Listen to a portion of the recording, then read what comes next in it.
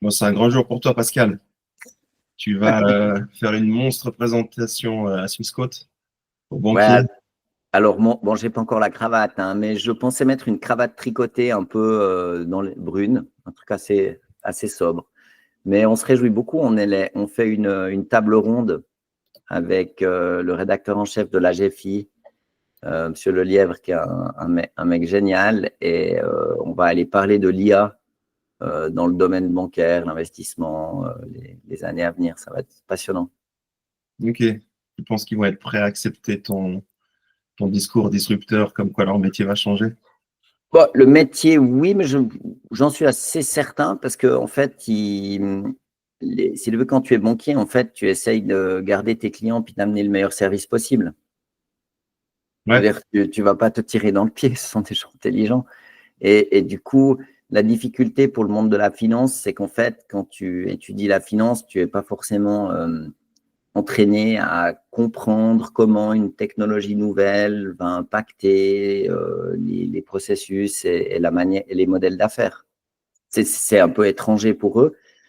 Moi, je suis pas banquier, mais j'ai dirigé des entreprises et puis je comprends bien la technologie. J'ai fait ça toute ma vie. Comprendre comment une technologie, elle va changer la manière dont on gagne des sous. Et du coup, grosse maille, on sait comment ça va se passer. Et là, c'est hyper intéressant de le partager avec eux. Ça va être cool. Ça va être cool. Ouais, j'imagine qu'ils vont bien le prendre parce que Swissquote, c'est quand même une banque qui est Ah ouais. très tournée digitale. Ça peut Alors, envier les banques privées et tout, quoi. ouais. Non, mais Swissquote, c'est évident que c'est dans les mieux placés. Je pense qu'il y en a deux en Suisse, c'est Swissquote et Alpian. Alpian, c'est une autre banque en ligne suisse. À mon avis, eux, ils vont faire un carton parce qu'ils sont beaucoup plus. Il y aura moins de résistance interne parce qu'ils sont beaucoup plus familiarisés avec le digital. Mais là, les gens en fait à qui on parle, c'est l'industrie de la finance at large. C'est pas seulement les gens de Swissquote. Hein. Ok. Il Puis y a, il c'est y un a... EPFL, je crois qu'il y a quoi, 400 personnes, un truc comme ça? Mais je ne sais pas exactement parce que c'est retransmis en ligne, mais je ne sais malheureusement pas. Ouais, mais j'ai vu là les inscriptions et tout, Ouais. comme tu as dit, c'est ouvert à tout le monde. Ouais. Mais je crois qu'il y a beaucoup de gens en ligne et quelques centaines de gens en fait dans la salle, mais ça va être sympa. Alors après, tout se passe à l'apéro de fin de journée. Ça va, t'as pas trop de stress? Ah non, non, aucun. Non, non. Non, non, c'est hyper intéressant parce que quand tu as un insight sur une industrie et puis que tu peux le partager avec des gens qui sont dans cette industrie, déjà, c'est toujours agréable de partager ces tips. Ouais. Deuxio, je veux dire, ça rend heureux, c'est sympa d'être généreux, ça fait une belle vie. Et puis la deuxième chose, c'est que quand tu échanges avec quelqu'un qui a, mettons, 25 ou 30 ans d'expérience dans l'industrie financière, le dialogue que tu vas avoir avec lui une fois que tu lui as partagé un insight ou un tips, ça va être absolument euh, intéressant parce il va te poser des questions, challenger des choses et tout. Donc, c'est hyper intéressant. Il faut être solide, c'est-à-dire il faut avoir un insight, il faut le partager. Après, il faut take the hit. C'est-à-dire, les gens disent oui, mais ça. Tu vois, c'est une discussion hyper passionnante.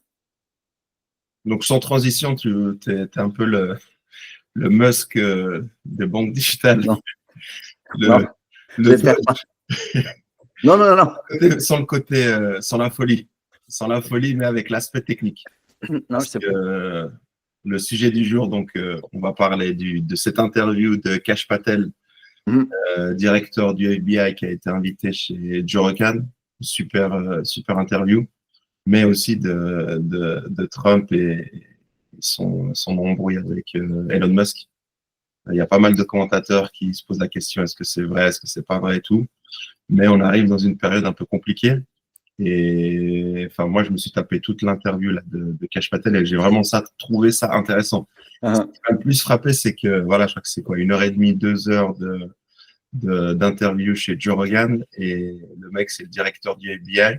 Il est là sur le plateau, enfin, sur son plateau de podcast, en train de fumer un cigare, d'échanger, Ouais, utiliser des mots un peu comme shit, des trucs comme ça. Donc, ouais. imagine un peu ce qu'on aura en Suisse avec le responsable l'équivalent du FBI, qui parlerait comme ça et qui aurait cette attitude, ce serait, tu vois, il serait fait tuer, quoi.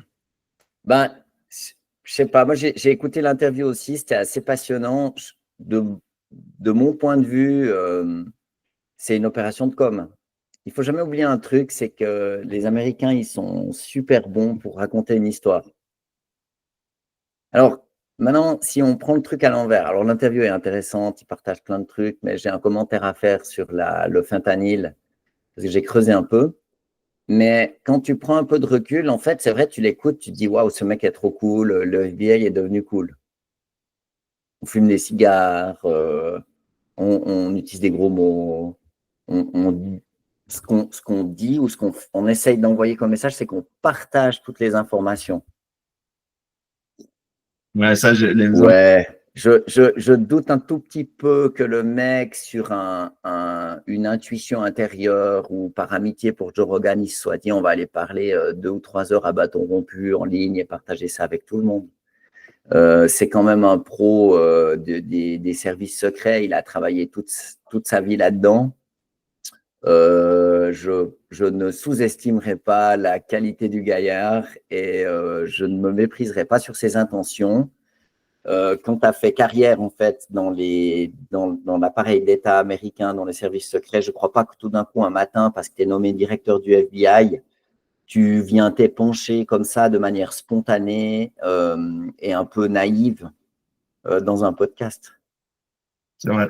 D'accord? Mais en fait, c'est l'impression que ça donne. Et c'est un truc que moi j'utilise souvent, mais que j'invite les auditeurs à faire, c'est que quand on est face à quelqu'un qui raconte une histoire, il faut toujours se demander, mais quelle est l'histoire qu'on me raconte? Là, en fait, l'histoire, c'est que le FBI est cool. C'est que le FBI est cool et puis je pense que c'est Trump qui lui a… Enfin, il a dit que c'est la seule télévision longue qu'il va faire et tout, enfin, interview longue qu'il fait. Et bon, il a balancé quelques trucs, mais je pense qu'il vient un peu… Trump a dû lui dire il faut que tu ailles me défendre parce que justement, avec cette guerre avec Musk, il a dit que Trump était sûrement dans l'affaire Epstein et il l'a envoyé un peu pour calmer ça, quoi. Ouais, ça, et puis aussi, je pense à plus long terme, si tu veux, quand tu diriges une agence qui s'appelle le FBI, en fait, tu as un job à faire. Et en fait, tu communiques pour essayer d'améliorer ton image. Ouais. D'accord? Et du coup, c'est ce qu'il a fait. En Oui, fait, FBI is cool again. c'est vrai. Il a fait D'accord? quand même des grosses révélations. Je sais pas lesquels.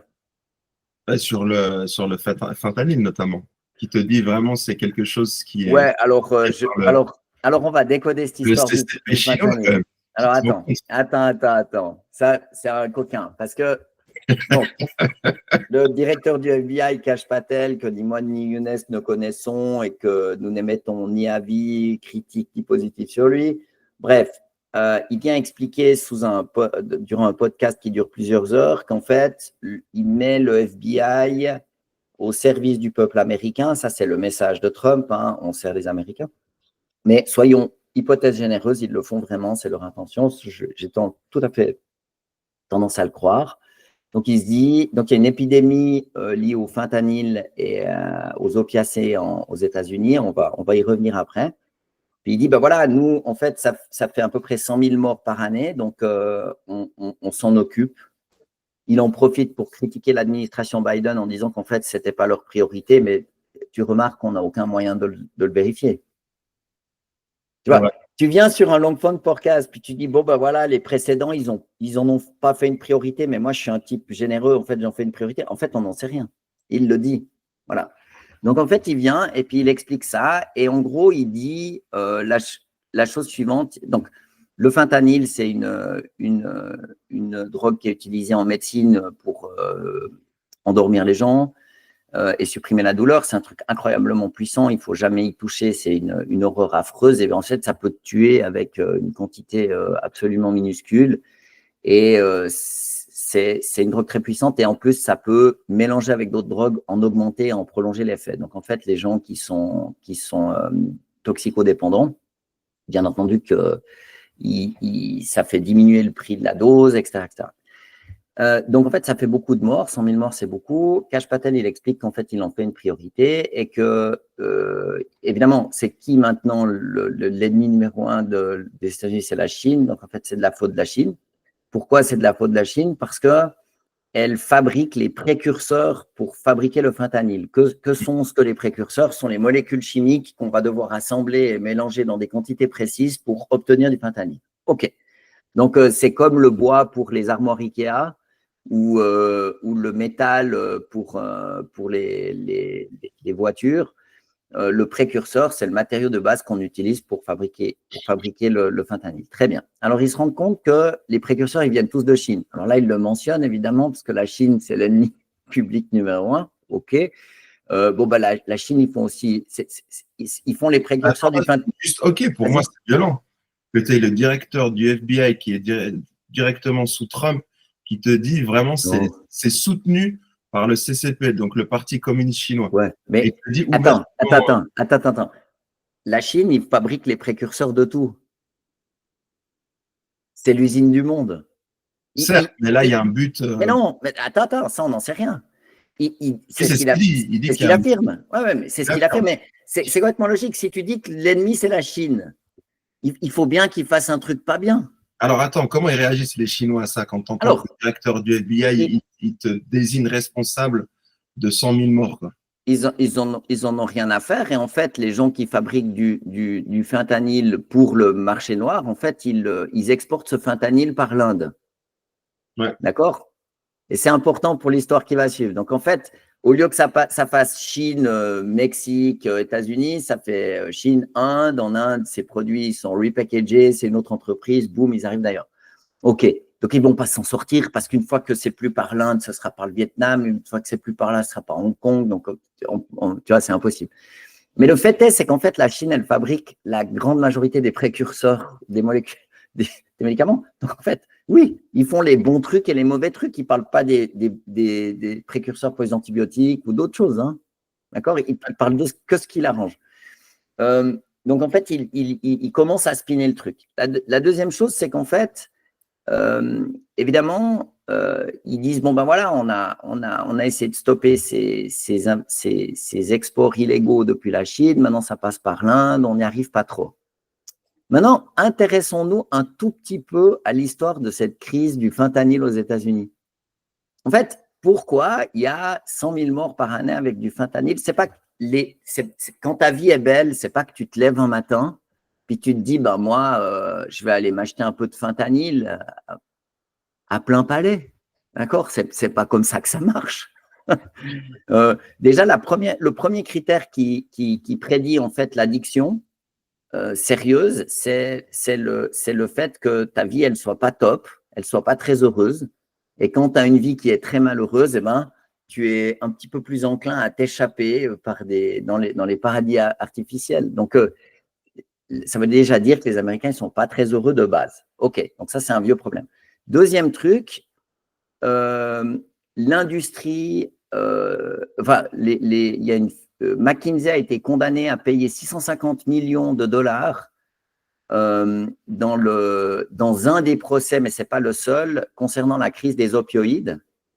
Et ils ont été condamnés, je vais le lire en anglais, the company knowingly and intentionally conspired with pharmaceutical firm Purdue Pharma to aid and abet the misbranding of prescription drugs without valid prescription. Traduction, McKinsey a aidé une société qui fabriquait de l'oxycodone pour faire en sorte que la légitimité à prescrire soit beaucoup plus facile. En gros, on sait depuis des centaines d'années qu'en fait, quand on prend de l'opium ou tous les dérivés, l'héroïne, etc., l'oxycodone ou le fentanyl, en fait, on est après accro.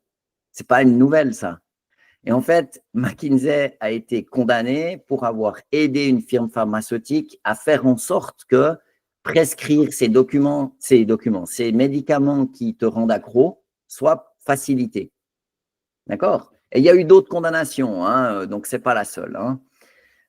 Ils avaient déjà payé $1 milliard dans une autre lawsuit avec Purdue et d'autres compagnies pharmaceutiques. Donc, ce n'est pas la seule. Hein. D'accord? Ce qui est drôle, c'est qu'après, ils soient consultés par les gouvernements et le gouvernement français. De nouveau, ce n'est pas pour défendre McKinsey, mais en fait, ils ont fait ce qu'on leur a demandé. Faisons l'hypothèse qu'en fait, il n'y a pas un seul méchant dans cette affaire.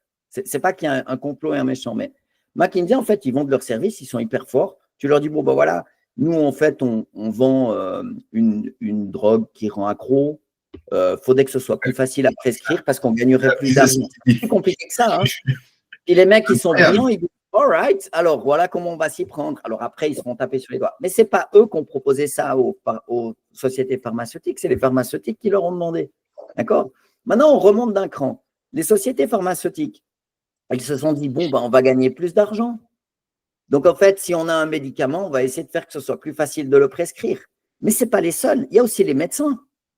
Les médecins aux États-Unis, tu penses qu'ils ne savaient pas qu'en fait, l'oxycodone, ça rendait accro? Ouais, c'est clair. Ils ont oublié, quoi. Les types, ils ont étudié la médecine pendant 10 ans, ils se sont dit, ouais, non, mais en fait… Tu es d'accord, ils touchent des coms. Bien sûr. Donc, en fait, c'est tout un système qui… On l'appelle healthcare. D'accord? Donc, on prend soin, littéralement, qui prend soin de la santé? Mais c'est plus ça, c'est un dollar care, c'est un système qui essaye de gagner des sous. Alors, le médecin, à titre individuel, bah, il devait payer son hypothèque et sa maison, payer l'école privée de ses gosses, etc., etc. Il l'a fait, il n'a pas l'impression de faire une grande coquinerie. Chacun, à son niveau individuel, ma foi, il est dans un système. Mais le système, il fait que les Américains sont suffisamment malheureux pour avoir envie de prendre des drogues et être accros, que les médecins sont suffisamment malheureux, désespérés ou corrompus pour prescrire ces drogues qui rendent accro, que les firmes pharmaceutiques sont suffisamment avides d'argent pour engager McKinsey, pour trouver les moyens de faciliter la prescription. C'est tout un système qui on va dire, qui ne remplit pas sa mission de base, qui serait en fait d'améliorer la santé des gens en général, puis qui ne va qu'après un seul objectif, c'est l'argent. D'accord? Donc, en fait, on revient à Kash Patel. En gros, lui, il simplifie cette histoire, puis il dit non, non, non, c'est les Chinois. Salaud de Chinois. C'est eux qui font ça. Ben non, tu pourrais parler aux médecins pour leur expliquer que bon, ben maintenant, il va falloir vraiment prendre soin de la santé des gens. Tu peux dire aux sociétés pharmaceutiques, bon, ben voilà. Et, tu vois, je ne suis pas du tout sûr qu'il s'attaque à la root cause du problème, mais il désigne comme responsable une entité, en l'occurrence un pays, la Chine, qui est le nouvel ennemi numéro 1 des États-Unis. Ça tombe bien. Mais lui aussi, il te le dit aussi par rapport aux dealers. Ce qu'il dit, en fait, c'est que c'est fabriqué en Chine. Ouais. Il l'envoie en Inde. D'Inde, Ouais. ça va au Mexique. Donc, c'est les cartels de drogue mexicains. Je comprends. Ils le produisent. Je ne sais pas exactement comment ils font, mais ils le produisent au Canada. Et après, ils le font transiter aux États-Unis. Puis, c'est vendu dans la rue en tant que drogue. Même mais pas oui. par les médecins. Mais parce que ça répond à une demande. C'est pas ce que j'explique avec les médecins qui ont commencé à prescrire des opioïdes à tout le monde, avec l'accord de la FDA, avec l'accord des pharma, avec l'accord des médecins et des docteurs. C'est qu'en fait, ce sont les États-Unis qui ont they hooked their people. Ouais. D'accord. Ils leur ont donné la première dose, quoi. Voilà. Oh, puis pas que la première. Ouais. Et après, une fois que tu as été pendant 3 ans sous oxycodone, que tu es complètement accro, tu fais quoi? Tu n'as plus de prescription, tu n'as plus d'ordonnance, tu fais comment? Tu es là en PLS, tu ne peux pas t'arrêter, tu fais quoi? Ben, tu croises un type dans la rue, tu dis bon, ben ok. Alors, ouais, vas-y. Est-ce que si on devient un petit peu parano, est-ce qu'on pourrait se dire que derrière McKinsey, cette crise des opioïdes, ça pourrait être les Chinois? Non, jamais de la vie. C'est mon point, c'est qu'en fait, ce sont les Américains qui se sont tirés dans le pied. Donc l'administration, c'était l'administration. Non, non, c'est le système. C'est un système, en fait. Les États-Unis, c'est le pays où on dépense le plus par habitant pour la santé, pour le healthcare. C'est 17% du PIB, en Suisse, c'est 12%. On n'est pas loin derrière. Mais aux États-Unis, c'est là qu'ils dépensent le plus par individu. Et en fait, l'espérance de vie diminue. Tu veux dire quoi, qu'ils dépensent le plus par individu? C'est-à-dire, si tu prends un pays où il y a 10 millions d'habitants, puis tu regardes tout ce qu'ils dépensent pour le système de santé, tu divises ce chiffre par le nombre d'habitants, puis ça te donne le pourcentage. Toi, tu prends le PIB, ça c'est le revenu complet, puis tu fais le pourcentage qui est attribué à la santé. Ça paye les médecins, les hôpitaux, les médicaments, la prévention, etc. etc.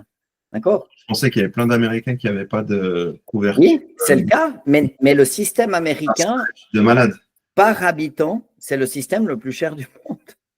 Mais ce n'est pas le meilleur, puisque l'espérance de vie, elle commence à baisser. C'est pas bon.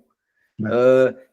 J'ai entendu récemment que maintenant, le taux de mortalité infantile, il est plus bas en Russie qu'en France. Ok.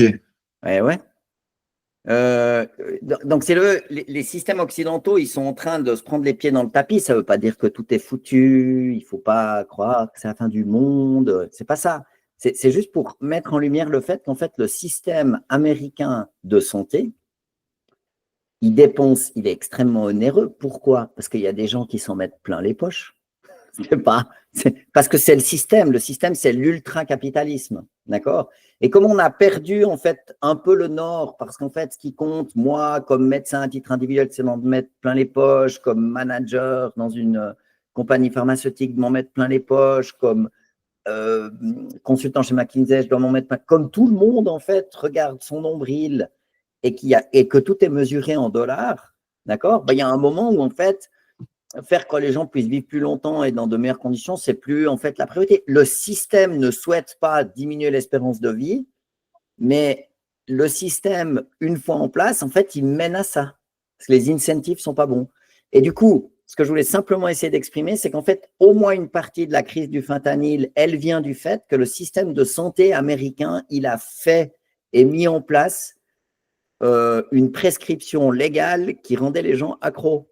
Je trouve que ce n'est pas du tout banal. Et en fait, un système qui passe par les médecins et les pharmas, qui rend les gens accros, ben, je pense qu'on peut dire de manière assez légitime et assez posée qu'en fait, il a un problème.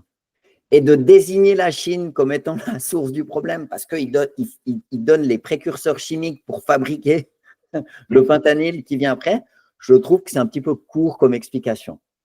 Donc maintenant, si on revient à Patel, en fait, il vient puis il désigne l'ennemi. En fait, il fait son job de boss du FBI. Et pourtant, lui, il s'occupe de tout ce qui est Homeland, quoi. Oui, Ouais.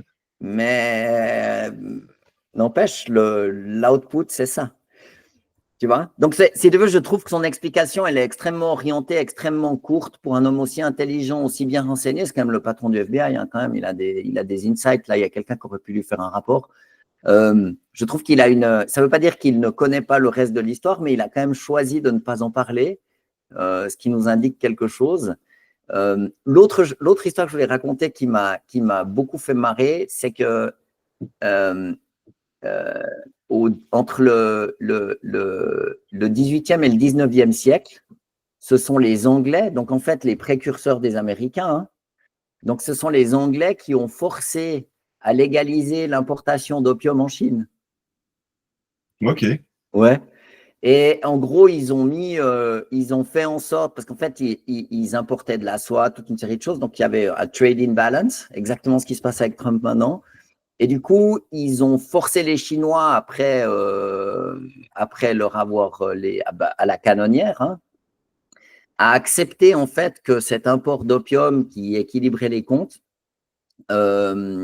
se fasse en Chine, et puis qu'en fait, en Chine, tu puisses y aller, puis que tu puisses consommer de l'opium légalement. Et en fait, bon, ben voilà, la Chine n'a pas pu réussir à se défendre. Et du coup, ça leur a posé des problèmes absolument gigantesques. Et je trouve quand même piquant, c'est un détail historique piquant, que entre le 18 et le 19e siècle, en fait, ce soit les Anglais, donc les précurseurs des Américains, qui aient mis la Chine, they hooked China, si tu veux, hein, ils les ont rendus accros à l'opium. Et du coup, 2 siècles plus tard, en fait, c'est le contraire. Enfin, ce que raconte Patel, c'est que c'est le contraire qui se passe. Ce que je ne crois pas, parce que personnellement, je pense que là, les Chinois, ils n'ont rien forcé nulle part. C'est juste qu'ils fabriquent, c'est l'usine du monde, ils fabriquent le gros des précurseurs pour tout. Alors en fait, c'est super pratique. Tu peux toujours les accuser d'être les méchants, quoi. Parce que, bah oui, bah, comme ils ont presque toutes les usines du monde, bah forcément que ça vient de Chine. Bon, après, ce qu'il disait, c'est que tu avais aussi ils trouvaient du fentanyl sous forme de bonbons et que des enfants, ils pouvaient tomber dessus. Je ne sais pas exactement comment ça s'écoulait. Oui, mais mais dans le contexte où tu vois, où on sait pertinemment qu'on est dans une guerre économique, technologique et énergétique contre, ils sont en guerre contre la Chine. Donc, on pourrait se dire, il n'a pas tort. Et après, il a sorti cette phrase qui a beaucoup fait réagir. Est-ce que vous pensez que le FBI mentirait aux Américains? Il a sorti cette phrase qui a pas mal fait réagir. C'est chaud, c'est quand même chaud parce qu'ils l'ont déjà fait. Donc, mais le point, c'est, parlons en fait de cette. Donc, l'histoire, c'est qu'il dit vraiment, ils sont méchants parce qu'en fait, cette drogue, non seulement ils aident à la fabriquer, mais en plus, ils la packagent sous forme de petits bonbons. D'accord? Tu sais qu'on va faire très peu de views avec. Mais oui, mais Younes, on est un channel complètement confidentiel. Donc, on vous encourage à partager nos vidéos et puis à vous s'abonner. Il faut appuyer sur la petite cloche. Généralement, ce type de contenu, je n'aime pas trop quand on dit la vérité. Non, moi, je ne crois pas à ça. Non, non, non, non.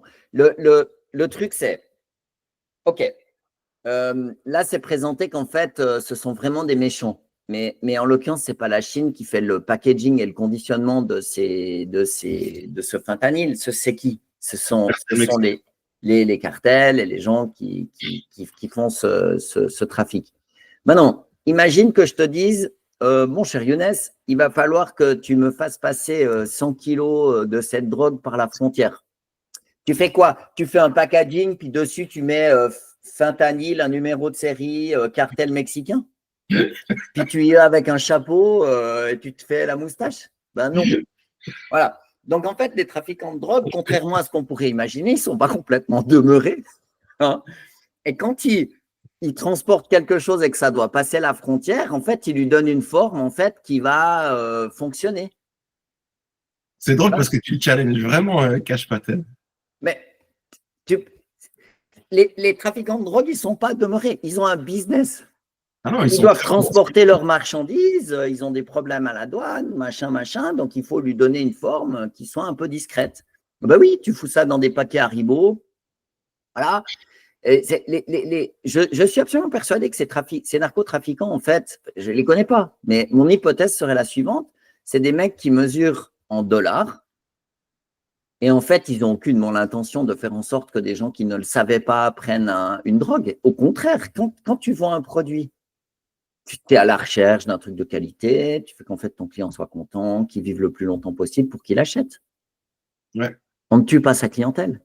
Donc en fait, ce n'est pas leur but. Et je pense que mon hypothèse, ce serait plutôt qu'ils mettent ça sous une forme en fait qui est beaucoup plus facile pour dissimuler la nature du produit. Tu viens pas avec un paquet marqué fentanyl de contrebande à des cartels, machin, voilà mon numéro de téléphone, appelez-moi.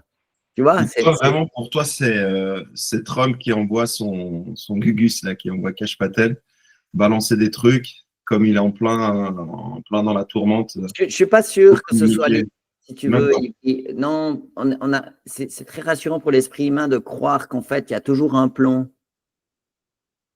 Okay. Moi, je pense que Cash Patel, c'est un excellent directeur du FBI parce qu'en fait, il arrive à te le rendre sympathique.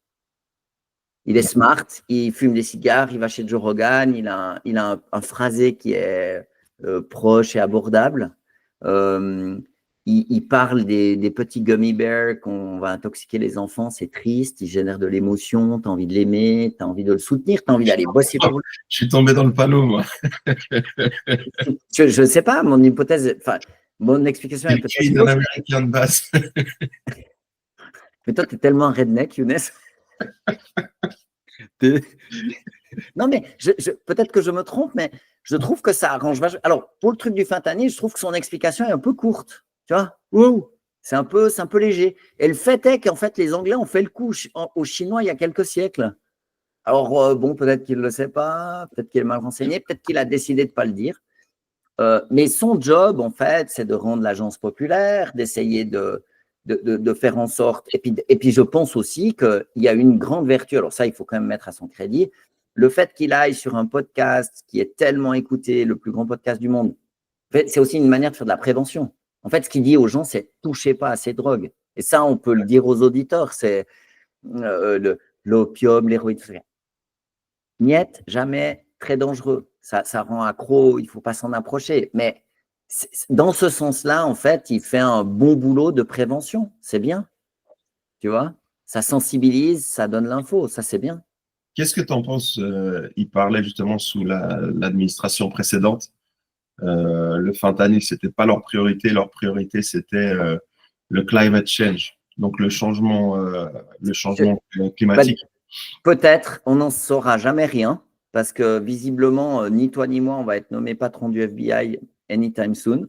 Mais disons, on le croit. Disons, on peut quand même lui donner du crédit. Et que tu te dis justement, dans un pays qui a tellement de problèmes, etc., et notamment ces problèmes de drogue, qu'on se focus sur le climat.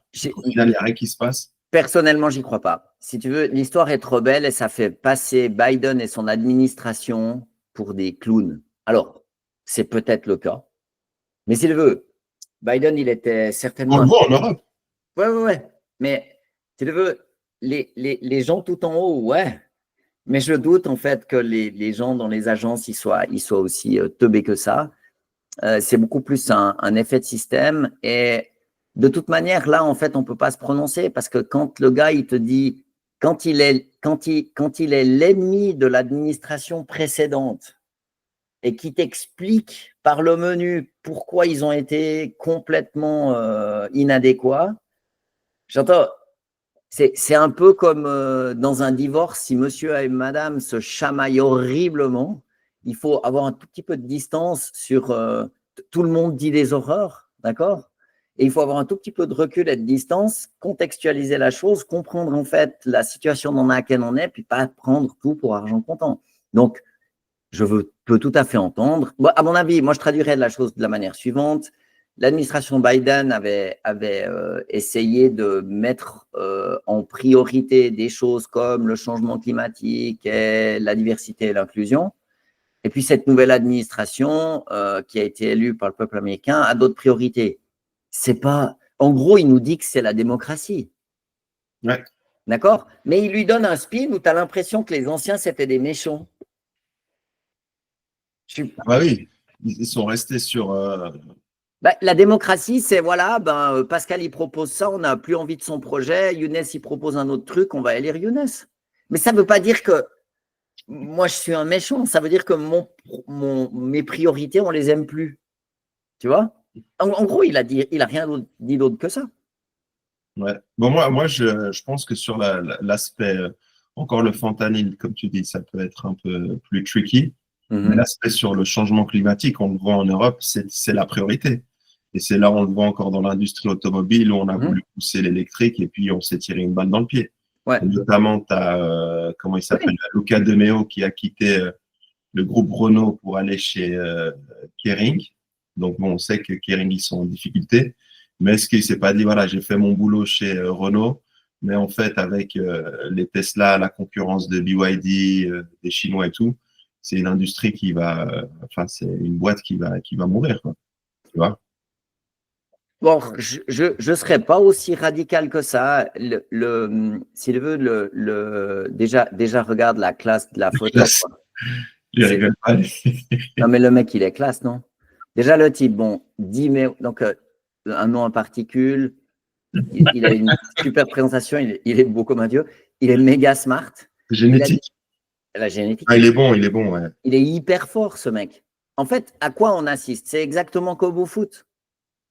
C'est Kering, donc comment il s'appelle? Le groupe de Bernard Arnault, cet empire du luxe qui fait des centaines de milliards et tout. Et il a recruté une star pour diriger cette entreprise. Je ne vois pas le problème. Il faut bien voir aussi que Bernard Arnault, il a monté ce groupe et puis il l'a dirigé pendant 20 ans. Être patron d'un groupe de cette taille pendant 20 ans, c'est pas de tout repos, hein. D'accord? Kering, ça appartient pas à Arnaud, non? Non, Pinault, pardon. Pinault. Je les confonds toujours. François-Henri Pinault. Pardon. C'est Pinault, voilà. Et le mec, il a dirigé ce truc pendant 20 ans. C'est quand même, c'est une tranche de vie, hein. Donc, qu'il ait envie de faire autre chose, je trouve ça assez entendable, n'est-ce pas? Ah, c'est clair. Non, mais surtout qu'ils ont beaucoup de difficultés. Oui, alors, je pense pas qu'il faille le voir comme… quand tu dois… En fait, c'est tout le temps comme ça dans une entreprise. Tu as des ennuis en quantité limitée, puis tout d'un coup, tu as juste plus d'ennuis et plus à faire. D'accord? Donc là, voilà, ils ont pris quelqu'un d'hyper calé parce qu'ils ont beaucoup de travail et que François-Henri Pinault, il n'a peut-être pas envie maintenant de consacrer 5 ans à faire toute une réorganisation de son immense groupe, ce que je conçois parfaitement. Et peut-être aussi, moi, je n'ai pas d'informations d'insight, mais peut-être aussi qu'il a été extrêmement bien conseillé, extrêmement raisonnable et extrêmement prescient en se disant, bon, bah, maintenant qu'on a atteint cette taille, il faut que j'engage quelqu'un qui sache comment on fait pour diriger un groupe de cette taille. Tu vois, Ouais. c'est pas si facile, c'est pas que tu arrives à la tête de Kering puis que tu dis bon ben là vraiment je la sens bien au bid on va faire ça. Ben, tu vois, là Dimeo il est quand même très très fort, il a fait ça dans l'automobile. Alors, bon, c'est un autre domaine, mais il a l'habitude de diriger des groupes qui sont d'une très grande taille. Et donc, d'un côté, voilà, François-Henri Pinault, il avait peut-être plus le désir de le faire. Et puis, peut-être aussi, il a été très intelligent en se disant, bah, si je n'ai pas vraiment l'envie de m'y consacrer à 150%, je vais plutôt engager quelqu'un qui va, lui, le faire très, très bien et puis de manière professionnelle et qu'il a déjà fait, tu vois? Ouais. Ouais. Mais surtout que lui, il est très bon dans tout ce qui est turnaround strategy, en fait. Quand il Il a a repris l'air. Pinault, ils étaient en difficulté, puis ensuite, il a Ouais, réussi à augmenter leur valeur boursière, ouais. etc. Et moi, j'ai un très, très bon sentiment pour Renault parce que comme ils ont fait la Renault 5 électrique, là, qui est absolument superbe et qui semble avoir un gros succès, il a visiblement réussi à motiver ses équipes, à faire quelque chose de juste, tu vois. Et ça semble marcher. C'est peut-être pas, c'est jamais final, hein, c'est toujours une lutte, mais visiblement, ben voilà, les grandes entreprises, en fait, c'est le mercato. Ouais, c'est le mercato. C'est le mercato. Et bon, on lui souhaite tout de bon. Franchement, je pense Ah bah qu'il. évidemment, bien entendu, et puis aussi à Renault. Puis, c'est comme ça, en fait, ce sont des postes qui sont tellement exigeants. Je pense aussi qu'en fait, de temps en temps, de changer de crèmerie, c'est pas mal parce que tu as toujours autant d'ennuis dans la prochaine entreprise, mais tu changes d'ennui. C'est moins usant. C'est vrai, c'est vrai. Et qu'est-ce que je voulais dire? Euh, Mince, j'ai un blanc. Bon, c'est pas grave, c'est complètement OK. On peut faire en fait une transition brutale vers Boeing. Alors peut-être j'introduis le sujet, je serais curieux de t'entendre. Donc en fait, il y a eu un nouveau crash là, ce 787. C'est bien dans celui-là qu'il y a eu un mec qui a réussi à s'en sortir? C'est Ouais, juste? c'est celui-là. C'était le vol qui partait d'Inde à Mm. Londres, je crois. Mais c'est pas drôle, mais c'est toujours cette histoire avec le 787 Max. Donc, en gros, ils avaient lancé cet avion pour répondre à l'A320, je crois. Mhm. Non, le 757. Je crois Non, mais qu'ils c'est avaient. Airbus. Airbus, ils avaient lancé un nouveau modèle, je crois, l'A320, qui était vraiment très innovant et de super qualité. Puis, Mm. ils ont dû proposer quelque chose Boeing sur le marché de nouveau. Et ils ont juste pimpé un petit peu le 787 et ils l'ont appelé Max, alors qu'ils savaient qu'il y avait des problèmes déjà type surchauffe, etc., etc.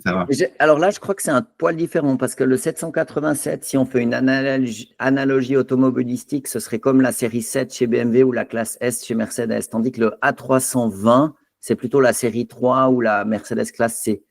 Et là, si je ne dis pas de bêtises, je pense que le 787, c'est un projet qui a commencé avant l'Airbus A350, qui est son concurrent.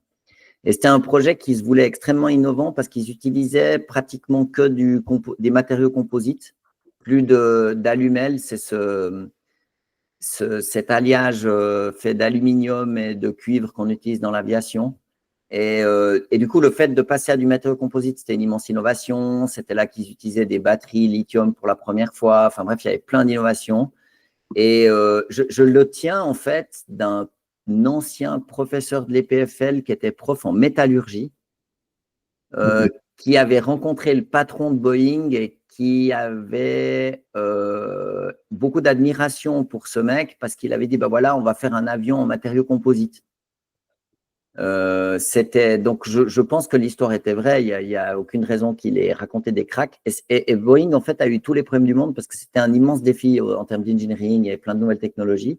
Et du coup, cet avion, il a eu des soucis et ils ont été pris dans la tourmente qui alors est plus globale de Boeing où ils ont du mal à fabriquer de manière extrêmement qualitative. À titre personnel, je pense que maintenant que l'histoire a explosé, en fait, ça rend les avions Boeing extrêmement sûrs parce qu'il doit y avoir une attention immense. Tu sais qu'il y en a, il y a même des moteurs de recherche où tu peux choisir tes vacances, donc tes vols, et puis tu peux ticker pas de Boeing. Sérieux? Je te jure. Waouh. Oh, peut-être je devrais m'inquiéter plus. Je vais me rencarder sur le truc. Il faudrait qu'on chope les stats de combien il y a de crash par marque. Mais mon impression, c'est que ça ne change rien du tout. Statistiquement, tu risques rien. Tu montes dans un Boeing, tu peux être serein. Et, truc, note mentale, tu peux toujours penser que tu vas être comme ce mec qui va sortir du crash. Les moteurs prennent feu, tu dis à ta voisine, t'inquiète, moi je vais sortir en marchant. C'était l'A320 Neo, pardon. Ouais, c'était un autre truc. Mais là, le 787, c'est un très grand avion. Il est énorme. 737 Max ouais. Contre l'A320 Neo. Voilà. Alors, ça c'était un autre délire. En fait, l'A320, en fait, là, Airbus, c'est vraiment des champions. Ils ont fait un super avion. Mais l'A320, il est un petit peu plus haut sur pattes, style 4x4. Donc, les moteurs sont plus hauts. Et du coup, pour gagner en efficacité, tu dois augmenter la taille de l'entrée d'air des moteurs. Ça fait que tu consommes moins de carburant. On fait vite. Hein. Mais le 737, c'est plutôt une voiture de sport. Il est près du sol. Du coup, quand ils ont augmenté la taille des moteurs, ça frotte. Voilà, c'était ça. Voilà. Du coup, qu'est-ce qu'ils ont fait? C'est pour ça que sur les Boeing, le dessous du réacteur, il est plat. Il y a un plat. D'accord? Okay. Et du coup, en fait, comme ils ont fait ces changements, ça change un petit peu la manière dont l'avion réagit. Et ils ont mis un software qui changeait la manière dont les commandes de vol réagissaient. Et il y a eu 2 crashs, un en Somalie et un autre en Égypte, ou je ne sais plus. Enfin, et du coup, au début, les gens… Je ne sais pas, Éthiopie. Ouais, je crois qu'il y avait Éthiopie, je ne sais plus, il y en avait un autre. Mais au début, évidemment, ils ont blâmé les pilotes. Ils ont dit, mais les Éthiopiens, c'est pas des mecs sérieux. Pas du tout. Les mecs étaient super bons. Ils ont fait super bien. C'est juste qu'il y avait un bout de software dans ce Boeing 737 MAX qui avait été mal développé.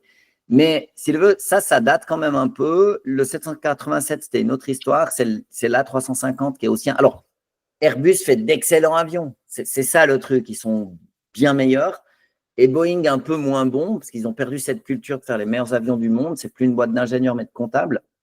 Mais maintenant, ce qu'il faut voir, c'est qu'il faut examiner la situation, en fait, avec les…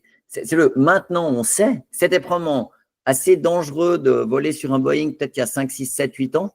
Mais ça, c'est du passé, on s'en fiche. Tandis que maintenant, en fait, ils le savent, les compagnies aériennes le savent, il y a énormément de checks. Donc, je pense pas que… Mais on va quand même… Je ne l'ai pas fait, mais on va essayer de chercher pour la semaine prochaine les statistiques d'accidents dans l'aviation par type par marque. D'accord? Pour essayer de voir ça. Mais mon pari, c'est un pari, ce n'est pas un pari informé, mais c'est qu'en fait, statistiquement, ça ne change rien. C'est dans l'épaisseur du trait. Parce qu'à un moment donné, je crois que pendant 18 mois, quand il y a eu les premiers crashs, toutes les compagnies aériennes, elles ont stoppé 737 MAX pendant mais c'est 18 mois, comme ça. Oui, mais c'est bien la preuve que, il y avait un problème et que quand dans l'aviation, il y a un problème, qu'est-ce qu'on fait? On prend des mesures. Exact. D'accord? Donc, je ne suis pas en train de dire qu'il n'y a pas de problème chez Boeing ou qu'il n'y a pas eu de problème. C'est l'évidence. Mais l'industrie de l'aviation, du transport aérien, c'est une industrie sûre parce que les compagnies aériennes font attention, les gens qui réparent les avions font attention, les pilotes font attention, tout le monde fait extrêmement attention. Et en fait, il ne faut pas confondre, hein, c'est une grosse erreur que de s'inquiéter d'un problème connu. Parce qu'un problème connu, en général, il est géré. Ouais. Là c'est sûr et certain qu'une compagnie aérienne, elle est au courant qu'elle appelle Boeing tous les jours, qu'elle check tous les boulons et qu'elle redouble de prudence. Bon, après, tu te souviens, tu avais, le vol sur lequel il y a une porte qui s'est arrachée. Et c'était des trucs qui n'étaient pas fixés. Hein. Enfin, Ouais, alors là, c'est vrai que de ne pas mettre ces 4 boulons, c'était quand même léger, mais… moi, j'ai regardé, j'ai un peu investigué et tout, et puis c'est vrai que tu as eu plusieurs lanceurs d'alerte qui ont dit justement que c'était géré comme une boîte purement financière, et il y a plus cette partie ingénierie. Et justement, de vouloir concurrencer la 320 Neo, ça a été fait rapidement. Ils sont sortis avec quelque chose sur le marché, et en fait, qui est un produit qui n'était pas prêt. Et donc, il y a plusieurs lanceurs d'alerte, et il y en a 2 qui ont été tués. Donc, oui, alors bien sûr, aux États-Unis, quand il y a quelqu'un qui pose problème, la manière de régler le truc, c'est plutôt des cow-boys. Mais alors, ouais, non, mais ça c'est clair. Mais si tu veux. Est-ce que je peux enlever Luca De Meo en parenthèse? Ah, pardon. Ouais, parce qu'on ne veut pas le mêler à cette affaire. Non, on veut pas. C'est la régie, ils sont complètement dépassés. Que ce soit le CEO de Boeing. on doit se payer un meilleur mec en régie. Non, mais le truc, c'est que je pense très sincèrement que maintenant, en fait, que les problèmes de qualité chez Boeing sont connus, archi connus, que l'affaire a été mise au grand jour, le risque, il a disparu. Allez, on ne peut pas dire ça après le crash qu'il y a eu, mais là, de temps en temps… C'est un crash, il y a eu à quoi, 4 jours, une semaine. Ouais, mais de temps en temps, quand tu as je ne sais pas combien d'avions qui décollent chaque jour, de temps en temps, il y en a un qui a des problèmes.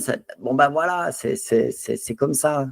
Tu as probablement plus de chances de mourir en prenant ta voiture et faisant maison, aéroport en voiture sur l'autoroute que pendant le vol. Mais c'est vrai que c'est plus spectaculaire quand… ah ben oui. Mais le problème, c'est que c'est récurrent. C'est que ça devient récurrent. C'est ça, en fait. Donc, si même, je te dis, tu as des moteurs de recherche qui te disent vous voulez éviter les Boeing. Ouais, ça, c'est pas bon pour Boeing. Ça, je suis d'accord. Moi, si j'ai le choix, tu vois, n'aimant pas trop l'avion, je vais partir sur… Ah, toi, t'aimes pas l'avion? Non, j'aime pas trop. Ah bon? Franchement, j'aime pas trop. Sérieux? Genre Non, ça va, mais je suis pas un grand fan. J'aime bien… Je déteste le décollage, tu sais. Ça, c'est un truc que je ne supporte pas. Ok. Alors, le reste, ça va, mais décollage, non. Moi, au contraire, je suis toujours fasciné. Même si je sais… un ingénieur, toi, c'est pour ça.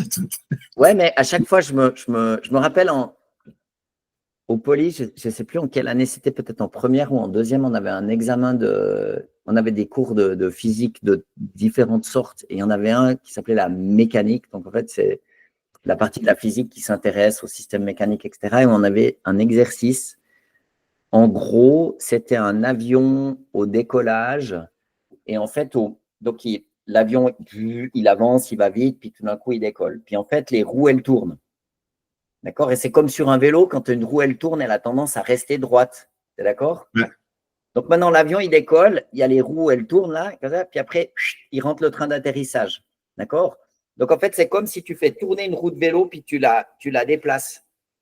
D'accord? Elle résiste en fait à se déplacer. Et on devait calculer l'influence sur la trajectoire de l'avion à cause de ça. Ah ben, je ne garde pas un bon souvenir, hein, moi, de cet exercice. Mais ça m'est toujours resté. J'ai refait l'exercice plusieurs fois. Et chaque fois que je suis dans un avion, je me dis, waouh, comme c'est fou que ça vole. Je suis complètement ému, fasciné, admiratif. Ouais, vraiment. C'est un truc de dingue. Ouais. Après, comme tu dis, statistiquement, de toute façon, il y a des millions de vols ou des centaines de milliers de vols chaque jour, et puis tu n'as pas un crash. Mais oui. Ouais. Mais oui, et puis l'avion, c'est aussi le voyage, c'est la découverte, c'est l'aventure, c'est quand même sympa, non? Je trouve qu'on vit une époque un peu enquiquinante, parce qu'en fait, si la seule chose qu'on a à dire sur l'avion, c'est qu'en fait, il risque de crasher, c'est vrai, ma foi, mais c'est quand même très rare. Si tu décides que le risque lié en fait au voyage aérien est trop significatif pour toi, il y a toute une série de choses que tu vas t'empêcher de faire. Hein. Parce que c'est de loin pas le truc le plus chaud qu'on puisse faire. Et moi, j'aime trop les voyages et la découverte et la liberté pour pas trouver ça génial. Mais ouais. Parce que nous, notre priorité, c'est pas le changement climatique. Non, mais même indépendamment de ça, si tu veux, c'est vrai qu'en fait, ça aide pas du tout en fait pour le changement climatique. Ça, c'est vrai, mais et là, j'essaie pas de me dédouaner, mais c'est une lutte entre en fait la possibilité pour chacun et chacune d'être libre et d'aller découvrir une culture, d'aller découvrir un pays, d'aller voir sa famille à quelque part. Enfin, Tu prêches convaincu. c'est pas, si tu veux, je pense pas non plus qu'il faille voir en fait le comportement des gens, la technologie, l'aviation, n'importe quoi, tout comme un peu à l'aune d'un sentiment religieux. Alors, ça c'est bien, ça c'est mal. C'est ça, c'est devenu presque une religion. Ouais, mais c'est pas, si tu veux, je trouve que c'est un peu court. C'est un peu court. Et puis, mais oui, mais on peut pas, si tu veux, tu peux pas en fait guider la vie humaine avec une seule dimension comme ça et puis d'être monoface. La vie, c'est beaucoup de choses combinées, c'est compliqué, c'est paradoxal, il y a des contradictions. Les humains sont paradoxaux et on n'est pas tout le temps alignés sur tout et dans tous les domaines. Ouais. Et je trouve que bon, ben voilà, on peut aussi s'accorder le fait qu'on est humain. Et moi, ma proposition, ce serait que l'industrie aérienne, Boeing et Airbus, ils fassent en sorte qu'on puisse voyager plus loin, plus vite, plus souvent, moins cher, beaucoup moins polluant. C'est leur mission. Tu vois, on n'est pas obligé de cesser toutes affaires cessantes de s'autoriser le déplacement. Mais c'est vrai parce qu'en fait, ça va dans la culture où on préfère interdire, comme l'IA, il faut interdire, il faut tout encadrer, plutôt que d'innover puis arriver sur un avion qui consommerait rien. Quoi. Ouais, je ne dis pas que c'est possible, je ne dis pas que ça arrivera vite, mais si tu veux, il ne faut pas… Avec l'hydrogène, peut-être. Je ne sais pas ce que tu en penses. Peut-être, je ne sais pas, c'est vraiment des choses qui sont compliquées. Le problème de l'hydrogène, c'est comme c'est la molécule la plus petite qui soit, elle est très difficile à contenir, donc il faut des réservoirs super méga étanches, et la densité énergétique de l'hydrogène, elle n'est pas géniale. Si on ne se rend pas compte, mais en fait, le kérosène ou le pétrole, l'essence, c'est une densité énergétique faramineuse. Si tu prends 1 kilo d'essence, c'est une densité énergétique, c'est une quantité d'énergie qui est folle. C'est quand même un matériau très très stable. Bien sûr, il ne faut pas venir avec un briquet, mais ça ne t'explose pas. Si tu as de l'essence dans un bidon, si tu y mets pas le feu, il ne se passe rien, quoi. Elle s'évapore un peu, mais il ne se passe rien. C'est quand même assez stable comme composé chimique. Si tu mets de l'hydrogène dans un bidon, pouf, ça part tout de suite. Donc, c'est beaucoup plus dur à contenir et ça a une densité énergétique plus faible. Et puis, il ne faut pas oublier que l'hydrogène, en fait, ce n'est pas une source primaire d'énergie. En fait, le pétrole, voilà, c'est les dinosaures et les fougères qui ont été cuites sur des millions d'années entre des couches étanches par la Terre. Alors, on pourrait dire que c'est le soleil qui a donné… Mais en gros, ce n'est pas une source d'énergie tellement renouvelable, enfin, même pas du tout. Mais elle est super pratique, c'est pour ça qu'on l'utilise. Hein. Et puis, l'hydrogène, en fait, ce n'est pas quelque chose qu'on trouve comme ça dans la nature en quantité. Il faut le fabriquer. Ouais. Et ça a un coût énergétique immense parce que la matière première, c'est en fait H2O. Donc, une molécule d'hydrogène, deux molécules d'eau, ça c'est l'eau. Puis en fait, on les sépare. Tu vois, et ça requiert de l'énergie. Donc en fait, il faut une autre énergie primaire ailleurs. Donc en fait, voilà, c'est pas tout simple. Peut-être que l'hydrogène, c'est un moyen de stocker en fait de l'énergie. C'est pas une source primaire. C'est pas une manière de générer de l'énergie. Okay. C'est une manière de stocker. D'accord. Et moi, je pense qu'en fait, pour toute une série d'applications, en fait, le pétrole, ça reste très très bien et tout, mais le grand truc pour l'aviation, c'est que tu as une contrainte de poids. Tu vas sur une voiture, si tu lui rajoutes 500 kilos, elle est un peu moins agile dans les virages de montagne, mais ce n'est pas le drame. Tu as des routes et sur le sol. Un avion, il décolle. Donc, en fait, si tu doubles sa masse, son poids, ça pose après, il faut des trains d'atterrissage beaucoup plus costauds. Ça pose toute une série de problèmes. Du coup, quand les ingénieurs aéronautiques, ils veulent toujours faire un compromis entre le coût, le temps de développement, la masse totale de l'avion, les problèmes de sécurité infinis. Enfin, c'est pas si simple, tu vois. C'est pas que tu cliques des doigts, puis tu claques des doigts, puis tu fais un avion à hydrogène. Puis après, il y a encore l'autre problème, c'est que l'hydrogène, mettons, tu fais un avion à hydrogène, ça roule ma poule, on a un truc tip-top. Ouais. OK, mais l'hydrogène, on le fabrique comment? Si tu dois faire l'électrolyse de l'eau et que ça te consomme une quantité d'énergie folle, l'hydrogène, c'est un moyen de stocker l'énergie. Et c'est un moyen, s'il veut, comme type de molécule, c'est beaucoup plus difficile à stocker que le pétrole. Le pétrole, tu peux le mettre dans un bidon. L'hydrogène, comme c'est une petite molécule, il faut la mettre dans une espèce de tore avec des parois épaisses. Quand tu vas à la pompe, il faut un truc tout à fait plus sérieux. C'est évidemment faisable, c'est pas du tout infaisable, mais c'est moins facile, moins pratique. Et comme la densité énergétique, elle est plus faible, je ne sais pas quelle devrait être la taille des réservoirs d'hydrogène sur un avion, mais ça ne doit pas être triste. Alors, si ton avion, il peut faire que 50 km, tu vois, c'est pas top. Voilà, ça s'appelle l'engineering. Il ne faut pas croire qu'ils ne le font pas parce que c'est un complot, hein, parce que c'est difficile. Tu sais, en parenthèse, après cette explication, je pense qu'ils vont t'appeler pour remplacer Mac Lesguy avec LMC2. Tu crois? Ah, le mec super là, non, je l'aime trop. Non, il est bon. Toutes les compétences. Hein? Non, mais Non, si tu veux, ça m'a toujours un peu heurté qu'on essaye de faire croire que c'est si compliqué que ça. C'est pas compliqué d'expliquer pourquoi c'est compliqué. C'est ce que j'ai fait là. Mais par contre, après, de résoudre le problème puis de faire un avion qui fonctionne à l'hydrogène, ben, crois-moi que tu peux te palucher quelques dizaines d'années. Et les mecs qui font ça, ils sont méga forts. ça va peut-être venir d'Airbus. Si Ouais, ils essaient. l'Europe les laisse bosser, ça va. Prévoit des essais au sol en 2027 avec intégration de tous les systèmes de propulsion à l'hydrogène. Essais au sol. Le machin. Parce que le problème d'un avion, c'est qu'il est en l'air. Quand il y a un problème, c'est pas comme une voiture, quand elle a un problème, elle fait quoi? Elle s'arrête. Ouais. C'est ennuyeux, il faut appeler le TCS, tu es au bord de la route, tu dois mettre ton petit gilet là. Tu pas bien, tu es d'accord. Ouais. Mais enfin, bon, tu es quand même sur le sol. Tu es dans un avion, tu ne peux pas mettre sur pause. Si ça marche moins bien quand tu es en l'air, ben, tu as un problème. Ils sont bien placés, Airbus, en tout cas, pour le faire. Oui, ils sont très bien placés. Mais attention, parce que quand on dit il y a un avion qui va fonctionner à l'hydrogène et qui n'émettra aucun CO2, wesh. L'avion, quand il vole, il n'émet plus rien. D'accord? Mais maintenant, l'hydrogène, il vient d'où? D'accord. Un tour de passe-passe. Ben, alors, tu peux imaginer que tu mettes des quantités de panneaux solaires qui fassent l'hydrolyse de l'eau, qui fabriquent de l'hydrogène en grande quantité, hydrogène qu'il faut transporter, ce qui n'est pas une mince affaire. Oui. Je ne sais pas, moi, je n'ai pas étudié la question, mais si tu veux, ce n'est pas Yaka Faucon.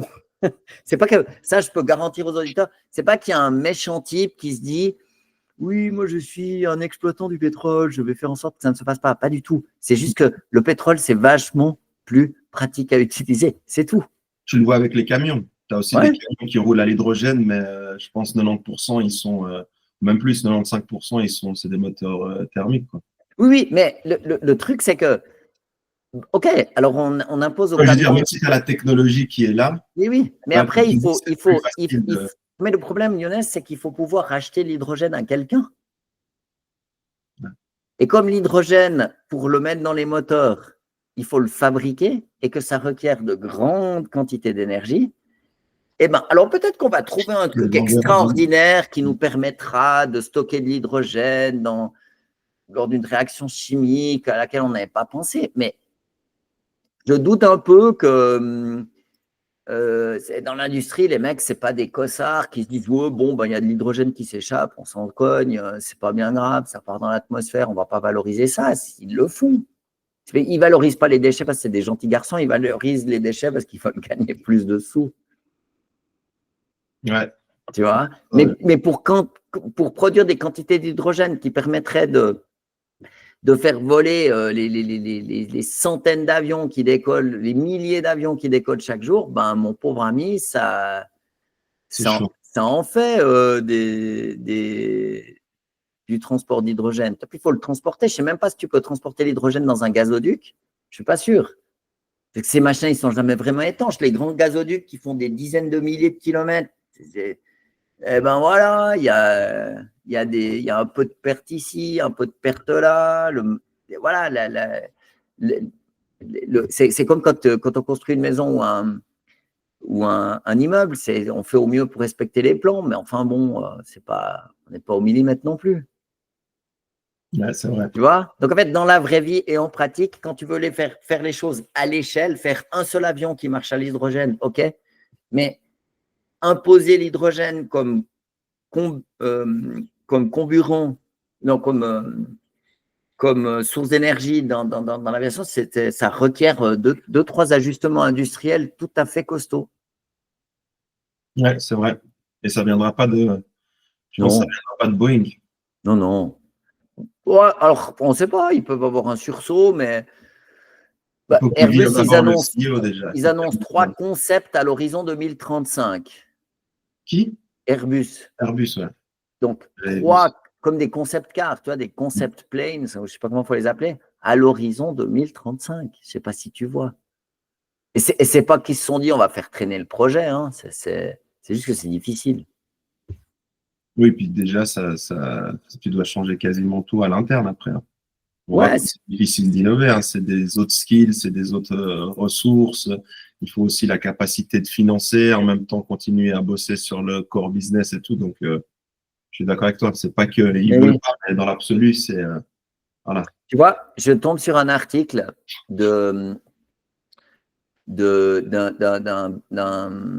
site qui s'appelle Usine Nouvelle, donc un truc un peu obscur, pas forcément très lu. Et dans la section aérospatiale, je lis « Pourquoi Airbus reporte son projet d'avion à hydrogène ?»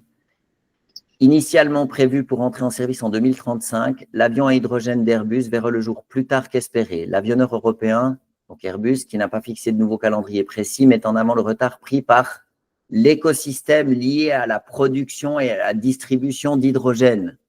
Mais ce n'est pas la seule raison. Mais en gros, ce qu'ils disent, c'est les mecs, nous, on ne va pas rusher pour avoir un avion qui soit prêt en 2035 alors qu'on ne va pas pouvoir le remplir. Ouais. D'où mon point, ce n'est pas si simple. Il ne suffit pas de dire nous, on veut de l'hydrogène. Ben, l'hydrogène, elle obéit aux lois de la physique et pas des désirs humains. Ouais. Ça me fait penser à une anecdote de parler de ces avions. J'ai une connaissance qui bossait pour une famille saoudienne, tu sais. Et puis, il y a un des fils, c'était son anniversaire, et puis le père, il lui avait acheté un Boeing 737. Mais non. Un truc comme 120 millions et tout. Et puis, donc lui, il bossait justement pour cette famille. Et puis, donc, ils avaient préparé le Boeing et tout, là, ici à Genève et tout. Il attend sur le tarmac. Donc, ils attendent le gamin avec tout un équipage.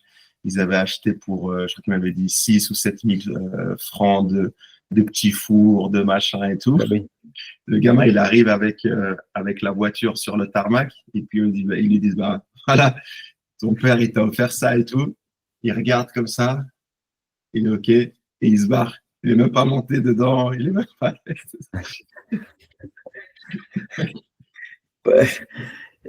Ouais. C'est un autre délire. Bon, déjà, si nos enfants nous écoutent, qu'ils sachent tout de suite qu'il y a no chance qu'ils reçoivent un avion à leur anniversaire. Il faut quand même pas… peut-être Younes, mais je ne sais pas. En tout cas. Et je pense que aussi un commentaire peut-être qu'on peut faire, c'est que, en fait, imagine une situation où rien n'est hors de ta portée. Matériellement, en fait, il n'y a plus rien qui a de la saveur. C'est exactement ça. Donc, en fait, tu reçois un avion, puis tu ne comprends même pas l'intérêt du truc. Je pense pas que ça rend très heureux. Tu vois, tu te rends compte, il n'est même pas descendu de la voiture. Il a dit OK, il est parti. Oui, mais peut-être que c'était une réaction parce qu'en fait, il aurait aimé qu'en fait ses parents soient plus attentifs à ses besoins, qu'ils aient du lien avec lui. Et puis qu'il avait l'impression qu'il se dédouanait en offrant un avion. Je sais pas, on peut pas dire, on connaît pas la situation, mais on peut dire que les 737 ne font pas le bonheur. C'est vrai, c'est vrai.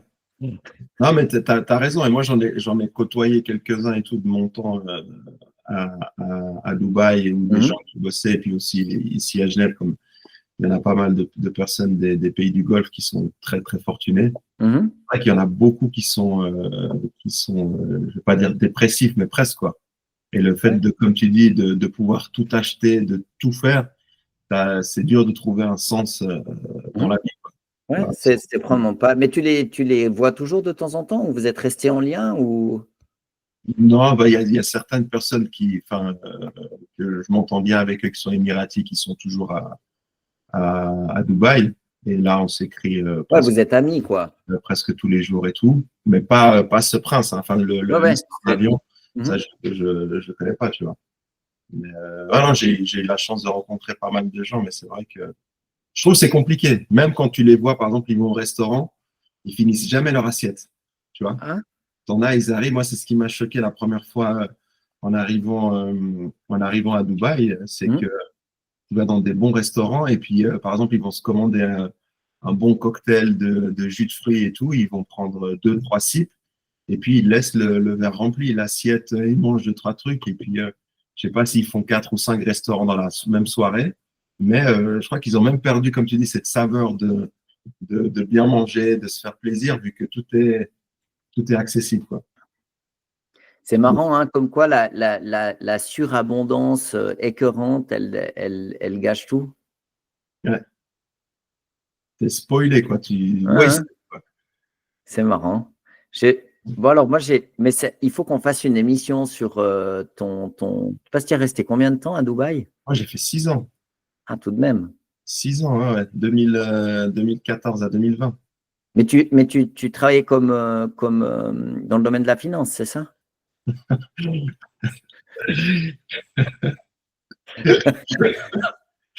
s'arrête là, on s'arrête là. Là, on est en train d'ouvrir un dossier classé. Non, j'étais pas. J'ai fait 6 ans de banque privée ici à Genève. J'ai détesté tous les jours. Ah ouais, tu as fait 6 ans Ensuite, de banque privée à Genève, puis après. après, je suis parti. J'ai commencé à bosser dans l'immobilier là-bas, comprendre un peu les dynamiques et tout. J'ai fait 6 mois. Et après, j'ai bossé pour une boîte qui organisait des conférences. Ok. C'était des conférences à 1 200 $ la journée. Et donc, on n'avait que des business owners, des gens du gouvernement, les meilleurs avocats, les gens de McKinsey, PwC, etc. Et ça, j'ai fait ça pendant 2 ans et demi. Puis après, j'ai lancé ma boîte. Cette classe. Ah, tu as lancé ta boîte quand tu étais à Dubaï? Ouais. Waouh! Là où je me suis remis dans l'entrepreneuriat, quoi. C'est trop classe. Ça claque, ça. Ça, c'est très bon. Bien. Dans ta story, tu peux dire oui, j'ai lancé ma société quand j'étais à Dubaï. Tu skippes tout le début. Moi, je trouve banquier privé, ça fait classe. Hein. Ouais.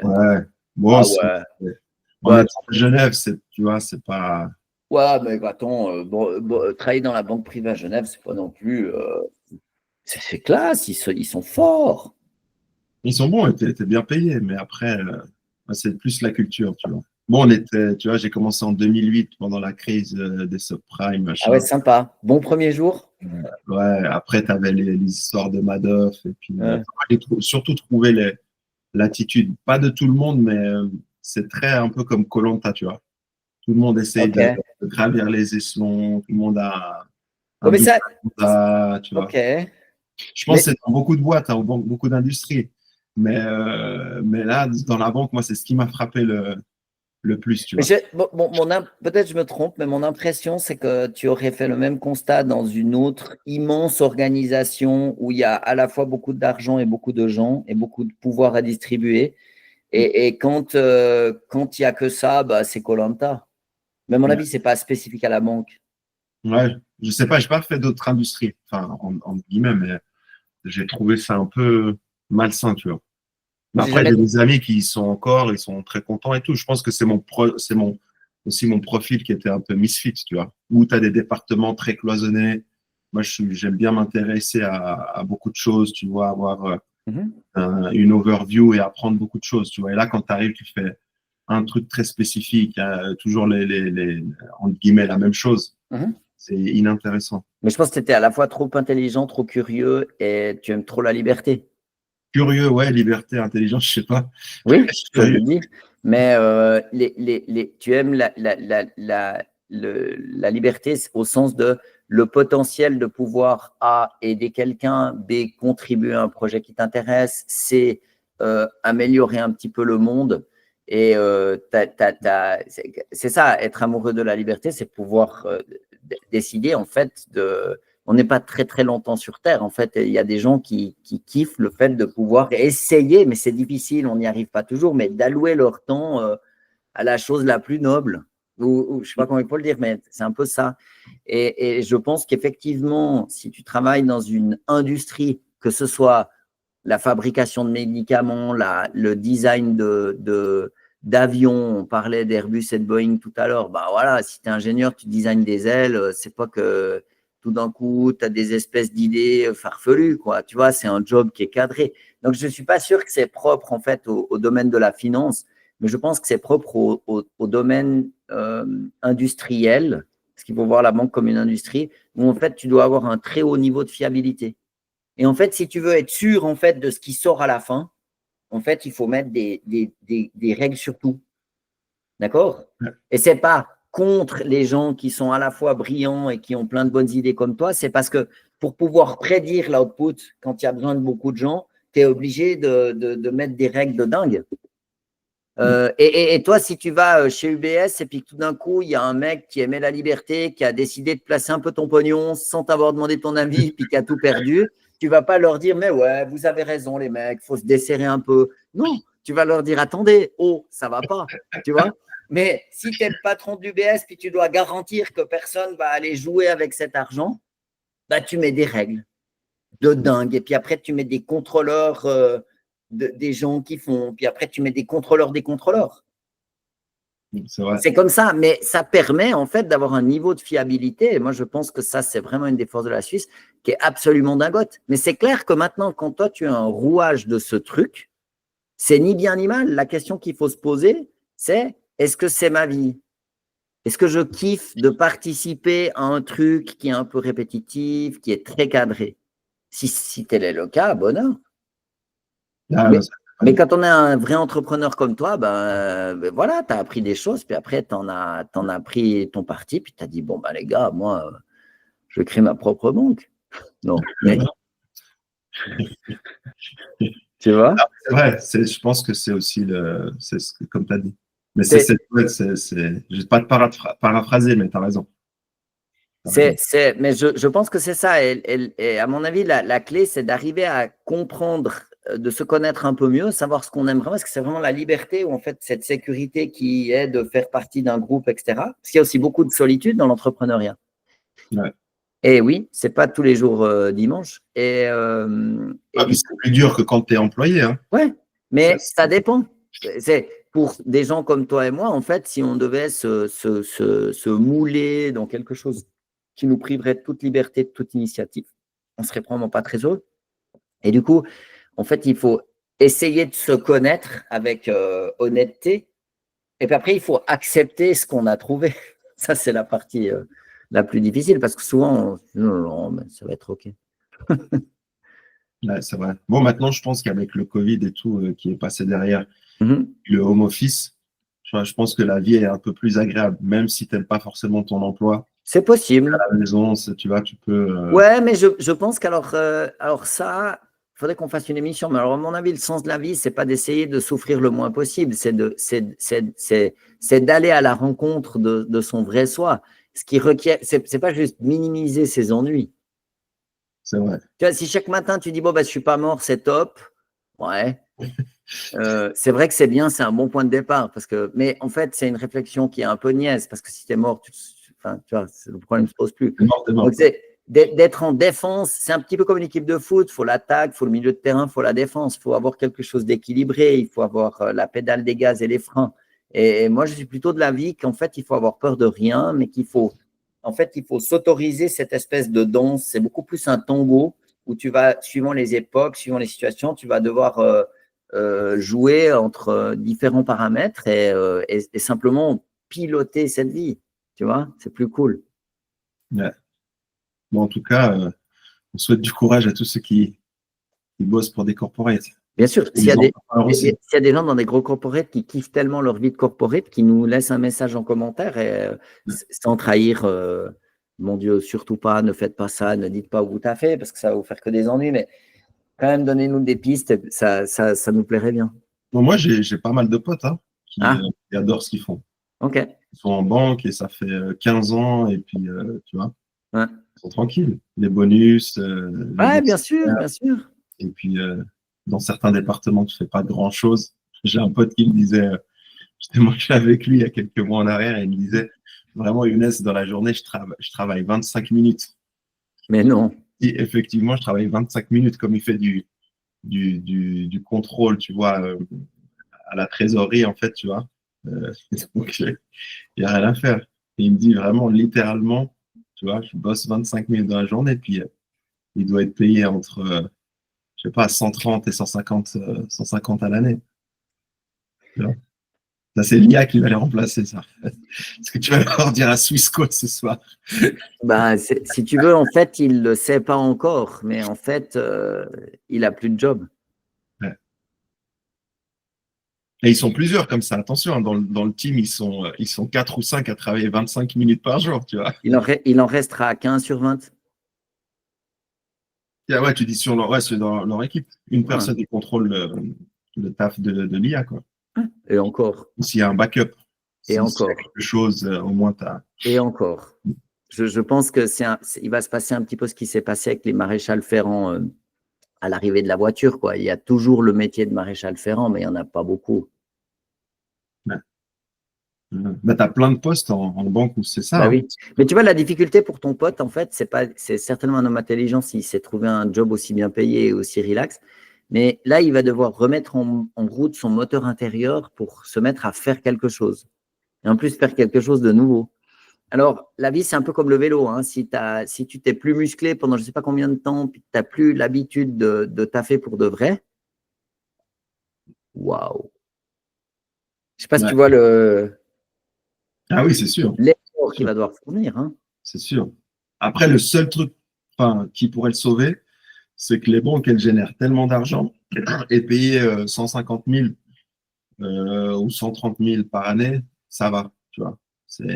Non, parce qu'en fait, si elles peuvent augmenter leurs bénéfices, elles vont le faire. Crois-moi, c'est un mec comme moi qui va regarder ça. Il n'y a aucune chance. Tu penses? Moi, j'ai l'impression qu'ils payent à tout va. Non, ils payent en fait pour la paix de l'esprit parce qu'ils veulent être sûrs en fait que ce controlling, il est bien fait. Maintenant, quand ils auront la certitude qu'ils peuvent faire un controlling de bien meilleur niveau, de bien meilleure qualité, avec 20 ou 100 fois moins de gens, tu penses qu'ils vont faire quoi? Ils vont dire, ouais, diminuons un peu notre marge, soyons généreux. Non, ils vont le faire, mais tu as quand même toujours ce prestige d'avoir des employés et tout. Toi, tu ne penses pas? Mais jamais de la vie. En fait, ils vont augmenter leur marge, c'est sûr. Simplement, ce qu'ils ont besoin d'être sûrs et certains, c'est que ça marche tout aussi bien que l'humain. Puis ils essaient de comprendre maintenant combien d'humains il faut qu'on ait. Ouais. Tu vois, mais c'est évident. Il y a 0,0 chance. 0,0 chance. Il n'y a aucun industriel au monde. Les banques, c'est une industrie, même s'ils ne le disent pas, mais c'est une industrie. Et en fait, à la fin de l'année, elle veut proposer chaque année un meilleur service avec un prix de revient moins cher. C'est point. Donc, tu te rends compte, en back-office, oui, 90% des tafs, c'est. Je me rends très bien compte, mais en fait, si toi, tu étais le propriétaire d'une banque, tu raisonnerais comment? Ah oui. Tu ferais un essai, tu garantirais le fait qu'en fait, en implémentant des solutions d'IA, en fait, la qualité, elle va être meilleure, que tu ne prends pas un risque, pendant 3 ou 5 ans, tu garderais des backups, etc., etc., etc. Il faut évidemment garder la compétence à l'interne parce que tu as besoin de gens qui font du controlling, mais au lieu d'en avoir 100, tu vas en avoir 2 ou 3 ou 4. Ouais, tu vas downsizer. Ouais, c'est clair. Donc, ça ne veut pas dire qu'il y aura plus ce job-là pour un humain, mais ça veut dire que le gros de la récolte de l'information, de son pré-traitement, de la synthèse, de la mise en lumière des problèmes, ça sera fait par des IA et c'est déjà le cas. Simplement, je ne sais pas à quel niveau ils en sont, ce n'est pas quelque chose qui est public, mais ils sont en train de faire des tests. Et puis, quand comme banquier ou comme chef d'entreprise d'une banque, tu as besoin d'être sûr et certain que ton controlling il va être bien fait. Mais ton pote, il lit déjà un chiffre sur un écran. Ah oui, oui, oui. Voilà. Donc, en fait, si tu crois que de comparer ce chiffre à ce chiffre, c'est un truc compliqué pour une IA, Ah non. ah non. Donc, en fait, la raison pour laquelle son poste existe toujours, c'est parce qu'ils ne s'en sont pas encore occupés ou qu'ils n'ont pas la certitude absolue qu'il ne va pas leur éviter une perte d'1 milliard un jour en travaillant 25 minutes. Ça vaut la peine. Tu payes très bien un mec qui a un petit job à faire en termes de temps que ça prend, mais il est complètement focus sur sa tâche, hyper loyal. C'est OK si ça t'évite de partir en cacahuète. Mais le truc, c'est qu'en fait, ce genre de manipulation de l'information, c'est évident que ça va être remplacé par l'IA. C'est uniquement une question de mise en place, de fiabilisation du système, de tests, de prédictibilité. Et dès qu'on sera au bon niveau, dès qu'en fait, c'est plus fiable que l'humain, c'est terminé. Parce qu'en fait, le truc qui va tuer tous ces postes, c'est une partie, c'est les économies d'argent, mais l'autre truc, c'est que ce sera plus efficace.